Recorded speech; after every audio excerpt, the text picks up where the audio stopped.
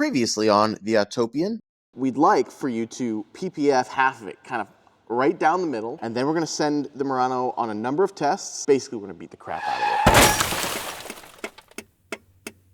it. So this is Johnny, the master at work. We're gonna leave him alone because this is very difficult to do. You know, for Johnny, I bet it's, this is his thing, so I'm sure it's easy. But like, this is very challenging, trying to lay film without bubbles, trying to make the shape right, wrap the edges properly. And this car, it's an older car and it's a very rare car. So some of the panels don't have a kit that you can just print out. So a few panels do, including this mirror. And actually, we're gonna actually go to the computer and we're gonna see the DAP program print out a piece of film that's the exact right size for this mirror. But for now, Johnny is just cleaning things up, and then we're gonna go to the computer. Now you'll notice, in order to install PPF, they've gotta take all sorts of trim off. Look, the door handle, this weather stripping trim, you see the badge on the back of the car is missing. Like, that has to be one of the most annoying parts. The number of plastic clips they must break in this facility, I'm sure is shocking. Yep. You're in the business of breaking plastic clips. Yeah, part of the show.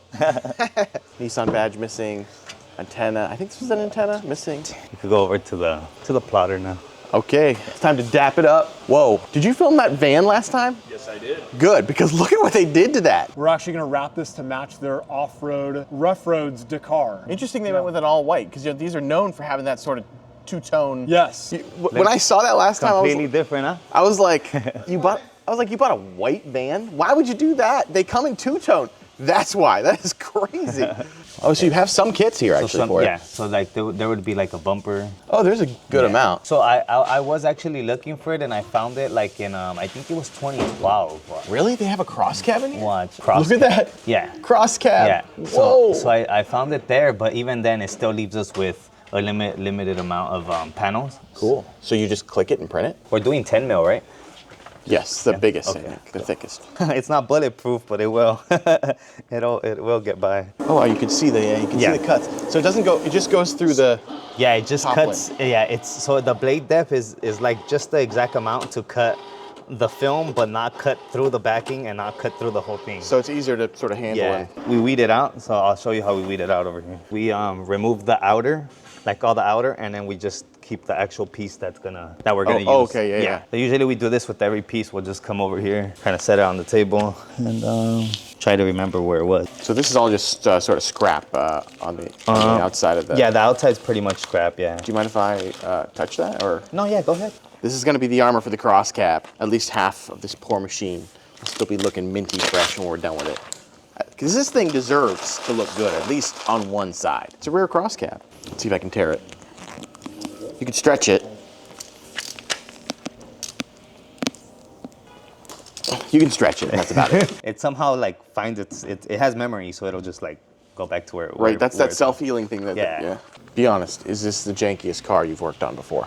Nah, I've worked on, there's people that just love their vehicles, you know, it doesn't matter how many miles, how many chips they want it protected, you know, so I've worked on race cars before that have been pitted up, and it doesn't matter, every couple of years they just want it rewrapped, you know. This is kind of like a clay process that I do just to kind of get any like bugs or anything, you know, or anything that just might have been missed. So that clay, basically you're hoping to embed whatever is. Yeah, whatever like little contaminants were left. I think it got a correction, but I still just do it just out of habit. Yeah, just out of habit. The way it works in the PPF industry is when we come to actually putting the piece on, it works with two things. It works with baby soap and it works with alcohol. Alcohol, yeah. Alcohol, yeah. And you have a gel as well for crazy stuff. Yeah, right? gel too. We personally don't use gel here. A lot of the guys, I mean, it's to each their own, you know. There's a lot of ways to skin the cat, like they say. So however you're more comfortable. That's very fast. Is it normal? Normally you could Yeah. get on there like that quickly? Yeah. I mean, I do this every day, so I've been doing it for, I want to say about 3 years now. So you can kind of like. You could PPF a mirror in like A couple minutes. 2 minutes. Oh, so you're actually stretching the film there. Right there, yeah. Because it has to kind of like, how can I say it, hug it. Oh, okay. Yeah, it's made to, it's honestly, the film is made to be stretched. Like, So when it contracts, that's when it grips? When it kind of lands where it should go, honestly. So what's this up here? So this right here is what they do to all of the vehicles when they come with, for example, Oh, the badge. badges, yeah. Whoa, so just tracing the bottom of it. So pretty much we'll follow the body line there. So when they want to come to put it back on, now what they do is they'll come and they'll just cut this off. They'll come and they'll line this up. And now we got for each, pretty much for each letter, just line up each boom, boom, boom. And now you know exactly where it was, and it goes nice and lined up. So. Wow. Yeah. I was wondering, why is someone putting all-wheel drive Nissan Murano up there? It's amazing how clingy it is. Just a tiny bit of cling here is holding the whole thing up. Yeah. That's that dry. While the dry right there was kind of like what was holding it. If not, then it would have.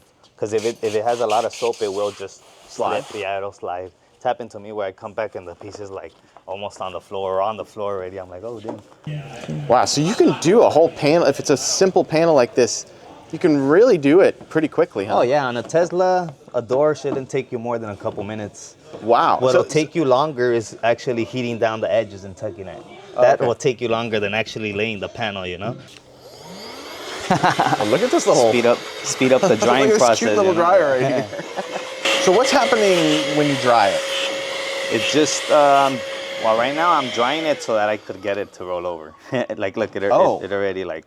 So if you don't do that, it's too stiff, or? It's too, yeah, I mean, it's not, it's still, there's still moisture in between the film, so the glue isn't ready to be rolled over. And so it has to be dry for the glue to hold. For it to kind of hold.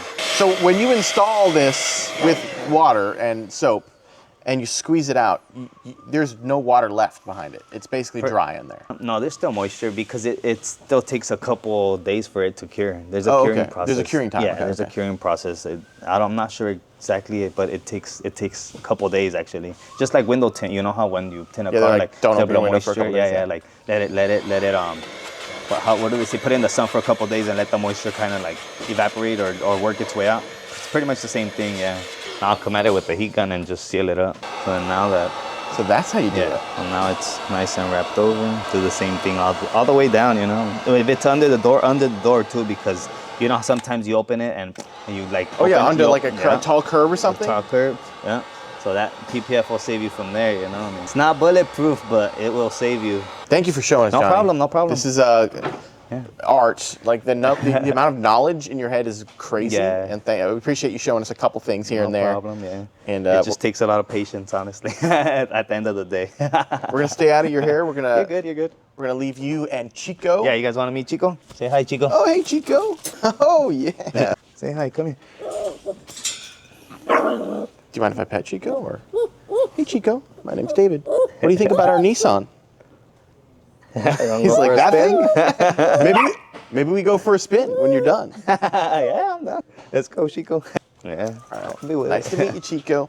We're in the Nissan Murano Crosscabriolet. We just got it back from PFS. We're going to show you what it looks like on the outside.